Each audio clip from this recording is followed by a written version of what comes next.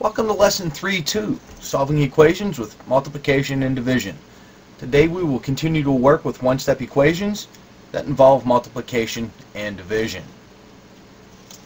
Here we have the multiplication property of equality.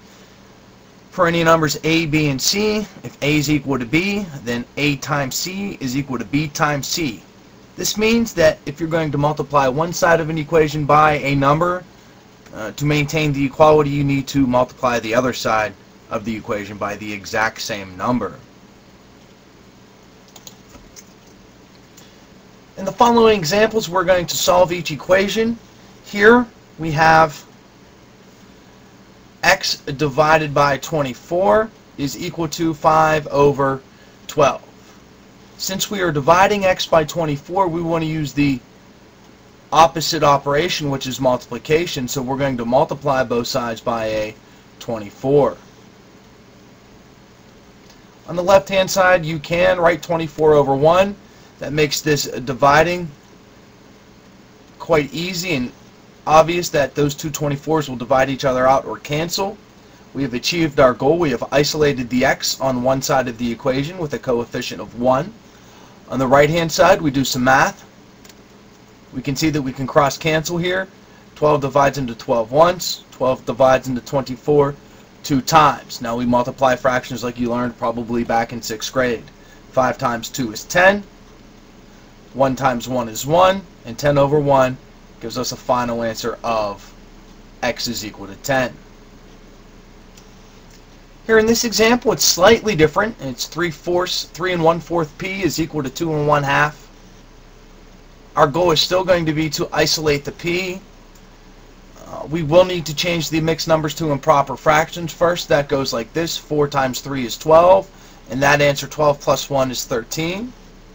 So we end up with 13 over 4p is equal to then changing 2 1/2 into an improper fraction. 2 times 2 is 4, plus 1 is 5. That gives us 5 over 2. Here it tells us to multiply both sides by the inverse of 13 over 4.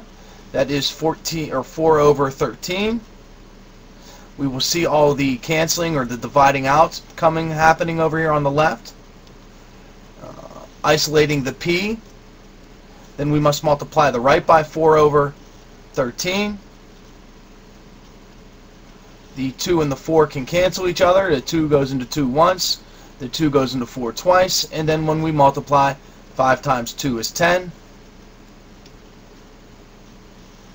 and 1 times 13 is 13.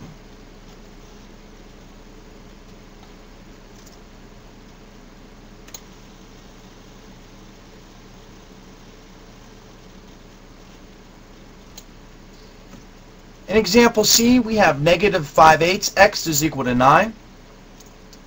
Don't make the mistake here that many students make. A lot of students are going to want to multiply each side by just a positive 8/5, but we must multiply by a negative 8/5. We use the same sign that's on the number or the coefficient of the variable x. Then we'll multiply the right side by negative 8/5.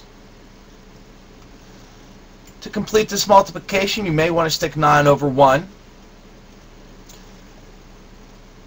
On the left-hand side, the two negatives become positive. The 8s and the 5s cancel each other out, leaving us 1x. Our goal has been achieved. We isolated the x on one side of the equation with a coefficient of 1. 9 and 5 don't cross cancel. 8 and 1 do not cross cancel. Therefore, we can just multiply numerator to numerator, denominator to denominator. Positive times a negative is negative. 9 times 8 is 72. And 1 times 5 is 5. Very well could leave your answer as an improper fraction. X is equal to negative 72 over 5. Here we have the division property of equality. It's very similar to the addition, subtraction, and multiplication properties of equality. For any numbers a, b, and c, if a is equal to b, then a divided by c is equal to b divided by c. Like the other properties we've studied over the past few days, if you're going to divide one side of an equation by a number, then you must divide the other side by the same number to maintain the equality. I've heard some teachers call it, you must be fair. Whatever you do to one side, you got to do to the other side, so you're being fair. Example D, pretty straightforward. -5 times x is equal to 60. To undo that times, we're going to divide each side by a -5. Again, common mistake that students make is to divide each side by a +5 because they want to use the opposite of -5. We don't want to use the opposite of -5. We want to use the opposite of that operation. -5x divided by -5 gives us 1x. We've achieved our goal by isolating the variable. Then we do some division. 60 divided by -5 is -12.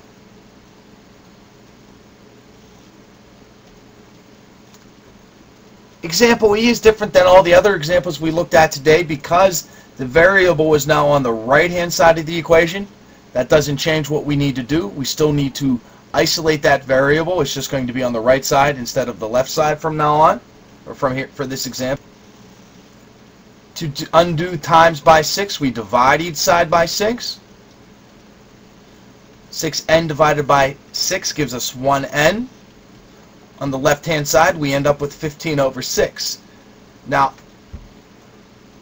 using the symmetric property, we're going to switch sides here, so we have n is equal to 15 over 6. Now, there's a problem with our answer. The problem isn't that it's an improper fraction. The problem is that we can divide out a common factor or reduce the fraction. Dividing the numerator and the denominator both by their greatest common factor, we find that 15 over 6 reduces to 5 over 2, or 5/2. So that our final answer here could be expressed as 5/2, or 2 1/2, or 2.5. If you have a fraction that can be reduced, you must reduce. Finally, we look at example F here. We need to divide each side by a 24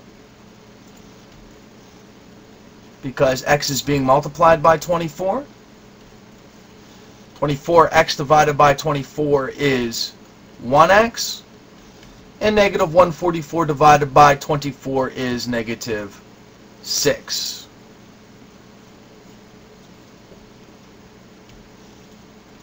Here's your homework for this evening. Have a good day.